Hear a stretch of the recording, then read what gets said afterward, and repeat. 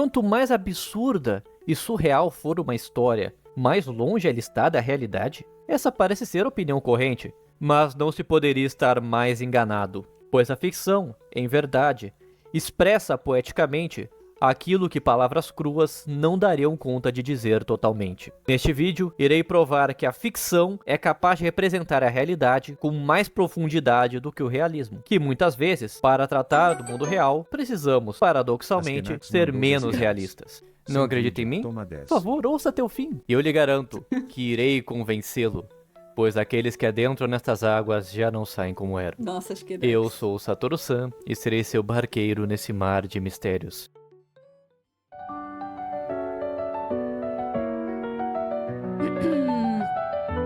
A ficção é mais legal do que a realidade, eu posso provar.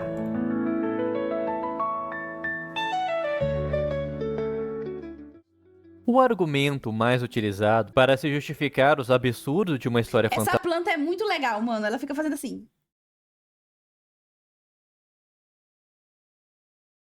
fantasiosa é o de que Gosto. ficção é ficção, ou seja, de que porque uma obra é fantasiosa, não há necessidade de se implicar com sua falta de lógica. Afinal, por que você está reclamando da inconsistência de um filme onde um homem se veste de morcego e sai por aí para brigar com um palhaço? No entanto, essa argumentação é imprópria, pois ela parte de uma premissa de que a ficção é meramente negação da realidade. Assim, se na vida real as vacas não voam, na ficção elas vão voar. Mas a ficção não é negação da realidade, e sim a sua extrapolação. Ela não é irreal, mas supra-real. É como a lente de uma lupa. Imagine uma pequena formiga no chão. Não conseguimos ver direito os seus detalhes por ser muito pequena, mas ao colocarmos uma lupa por cima dela, a imagem é ampliada.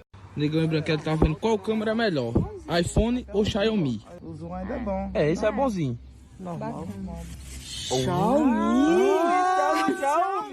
E conseguimos ver claramente a formiga em todos os seus detalhes. Seus olhos, antenas, a articulação de suas patas. Mas a imagem Cara, esse filme é muito bom. que se formou na lupa não é real, é mero reflexo. E ela está distorcida. A formiga não tem aquele tamanho. A formiga real é a pequena figura que não conseguimos ver. a Mas pouco isso tem não 90 significa dias. que a imagem da lupa é falsa. Muito pelo contrário, ela reflete a realidade. E é justamente por ela ser uma distorção da imagem real que conseguimos enxergar claramente a figura da formiga. A imagem fictícia nos revela mais da realidade assim? do que a imagem real. Isso se dá Como assim? Mas a que tá na lupa é real de qualquer forma. Tipo, não é. porque a imagem formada exagera, aumenta, dá hiperfoco ao alvo representado. De igual sorte, a ficção, ao proporcionar essa distorção calculada do real, o explicita e nos permite enxergá-lo com mais perfeição. Na vida cotidiana, infinitas variáveis estão alterando Obrigado, tudo. Bruno, É não- difícil mensurar o certo e o errado, mas se extrapolarmos o mal, fizermos ele com uma armadura sombria e uma capa, dando umas risadas sinistras, fica muito mais fácil entender o sentido do personagem. É claro que esses tropos podem ser mal usados, mas a sua intenção principal é a clareza. A clareza é a marca do filósofo, pois é sinal de uma mente que consegue entender a essência das coisas, compreender bem o que é e o que não é. A incerteza é, muitas vezes, sinal de confusão. De fato, não pode haver cinza se não houver anteriormente algo que é o branco e algo que é o preto. Tá. Essa técnica do exagero é perfeitamente compreendida pelos japoneses. No livro Character ou Gokatsu, que é um manual utilizado por uma escola para formar mangakas no Japão, o texto diz, eu juro que ele tá dizendo isso, tá?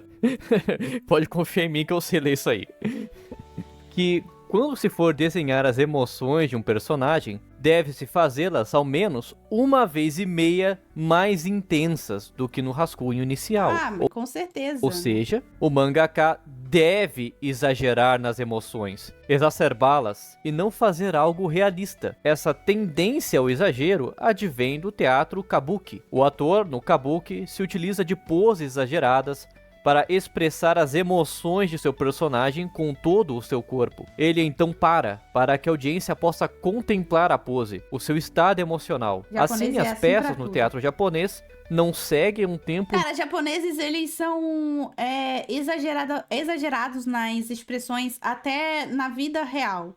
Tipo assim, eles não Eles não agem como pessoas normais em suas expressões. É muito engraçado. Linear de ação. O tempo da ação expande e contrai, conforme a emoção do momento. Se uma cena precisa ser admirada com mais intensidade, ela é estendida. A ação para os atores congela na pose, antes de passar para um novo momento. Isso nos Eles são que nem nos animes. Pior que são, cara. Tipo, se eles vão sorrir, eles dizem que eles têm que sorrir com os olhos também. Então, tipo, geralmente eles não dão só, tipo, um sorrisinho, tipo, assim, eles sorriem, tipo, muito pra fechar o olho, assim, pra ficar cheio de prega, assim, no olho, entendeu?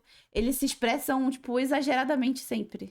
mostra que o teatro japonês está mais interessado com o impacto causado no espectador do que com o realismo. É interessante notar que esses elementos passaram para o mangá e o anime. As poses exageradas e intensas estão presentes em quase todo anime de luta, como Jojo, por exemplo.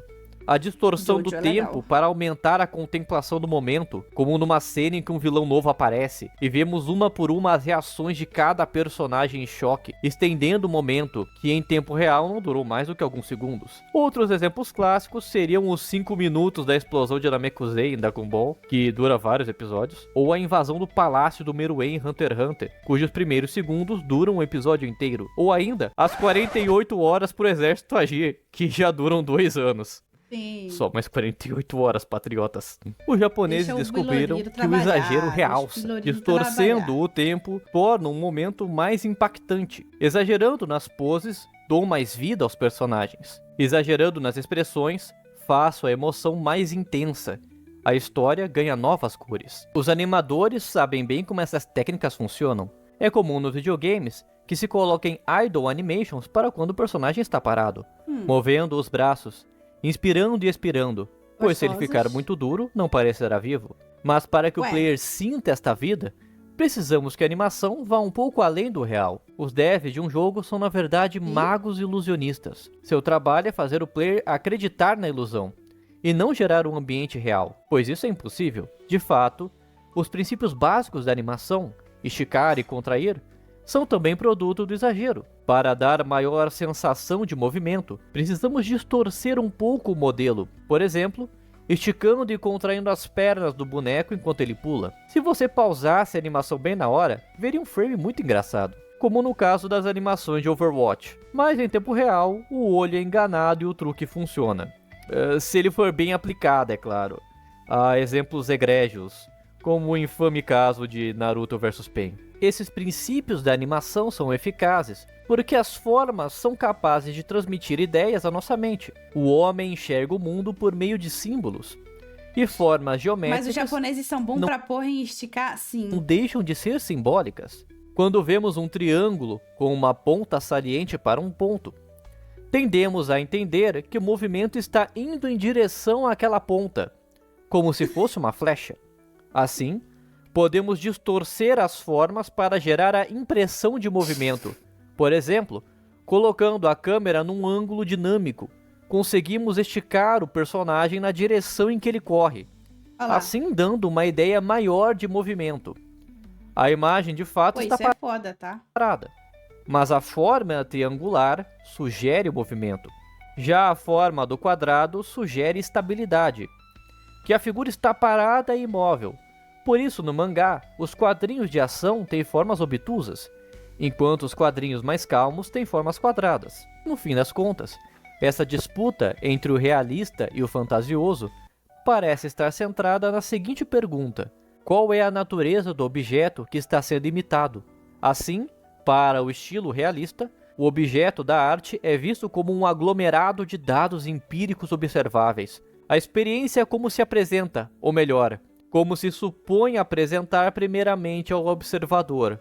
Mas o que se está querendo imitar Eu tô estudando animação em PixArt. É bem completo. realmente é Pixel art. a ideia do objeto, e tudo o que se associa com essa ideia. Assim, não se reproduz o movimento, Dizem que o japonês transforma em anime tudo que ele deseja ver na vida real. Deve ser por isso que ele bota uns molhão grande, né? mas a ideia de movimento.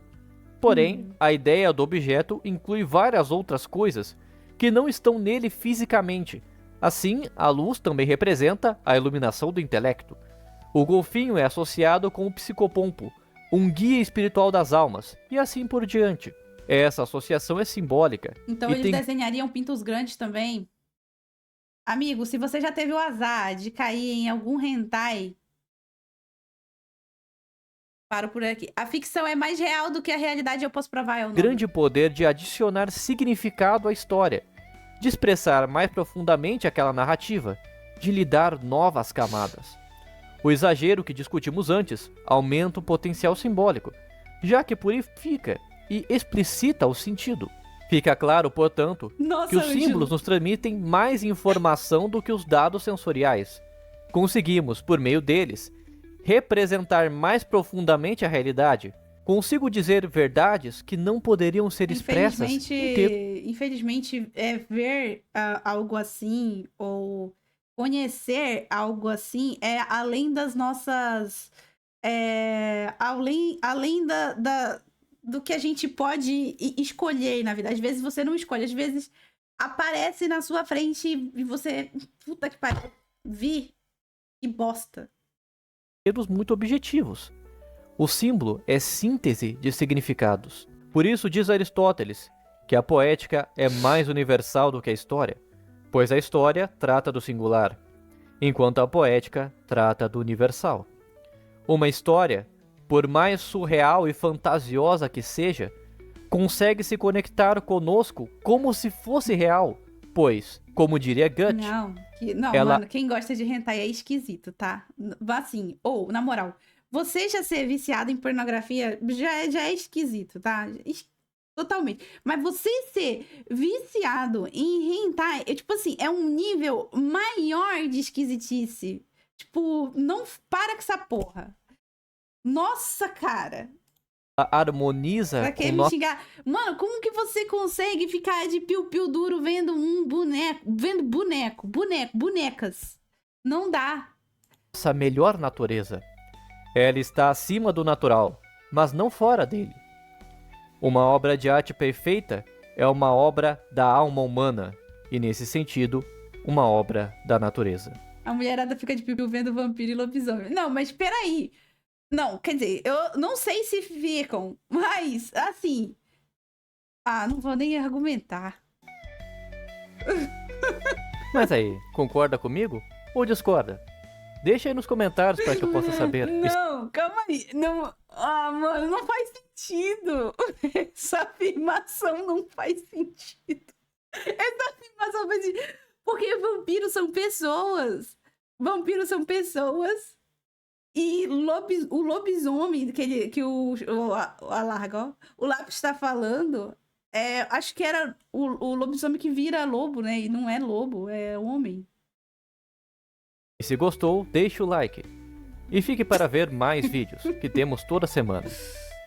Eu vou ficando por aqui e até a próxima. É um bom vídeo, amigo, é um bom vídeo. Aí, ó. Vou dar um like em você, falar dele. Aí, ó. Vampiro vira morcego e lobisomem vira cachorro. Zoofilia. Esse vídeo foi legal.